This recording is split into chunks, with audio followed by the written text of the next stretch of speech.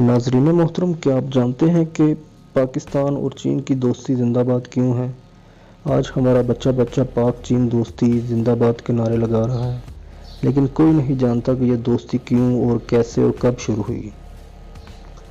میں ایک دن اپنے ایک نہایت قابل احترام بزرگوں کے پاس بیٹھا تو میں نے پوچھا کہ بابا جی، آپ نے تو فوج میں ایک عرصہ گزارا ہے، ملک کے حالات سے واقف ہیں، یہ کیا چکر ہے کہ پاک فوج دوستی کی ایک ایسی بات ہے کہ چائنا پاکستان کا دایاں کندھا بنا ہوا ہے۔ اس دن میں نے یہ سوچا کہ ہر چیز گوگل پر نہیں ملتی، کچھ وقت بزرگوں کے پاس بھی بیٹھنا چاہیے۔ بیٹا، یہ اس وقت کی بات ہے جب چائنا کوئی خاص پاور نہیں رکھتا تھا، نہ ہی چائنا ترقی یافتہ ملک تھا۔ اس وقت بھارت نے پاکستان کو کہا تھا کہ ہم چائنا پر حملہ کرنا چاہتے ہیں، اور اس کے بعد ہم پاکستان کی سطح مرتفع پوٹوخار کے علاقے میں اپنی فوج چائنا کے بارڈر پر بھیجنا چاہتے ہیں۔ اس وقت پاکستان نے صاف صاف انکار کر دیا تھا، نہ صرف انکار کیا بلکہ ساتھ یہ بھی کہا کہ اگر چائنا کی طرف میلی آنکھ سے بھی دیکھا تو تیرا حشر برا ہوگا۔ اس وقت چائنا کے صدر کو جب یہ بات معلوم ہوئی تو وہ اسی وقت ہیلی کاپٹر کے ذریعے پاکستان آیا اور آ کر پاکستان سے ہاتھ ملایا اور شکریہ بھی ادا کیا۔ آج آدھی صدی گزر گئی ہے اور آج بھی چائنا پاکستان کا وہ احسان مانتا ہے اور ہر میدان میں پاکستان کے ساتھ کھڑا ہوتا ہے۔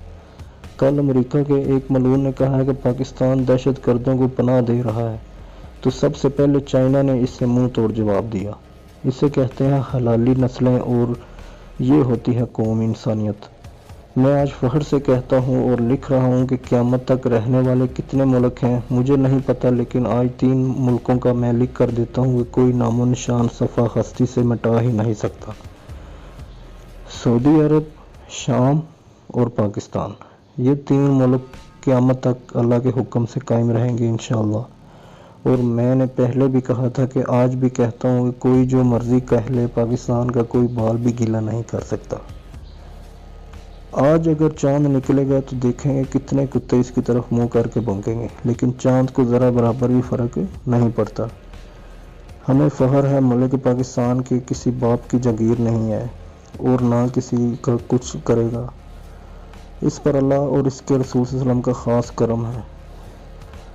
دعا ہے کہ اللہ پاکستان کو مزید ترقی عطا فرمائے اور دشمنوں کی بری نظر سے بچائے۔ اللہ پاکستان کی حفاظت فرمائے۔ پاک فوج زندہ باد، پاکستان ISI زندہ باد۔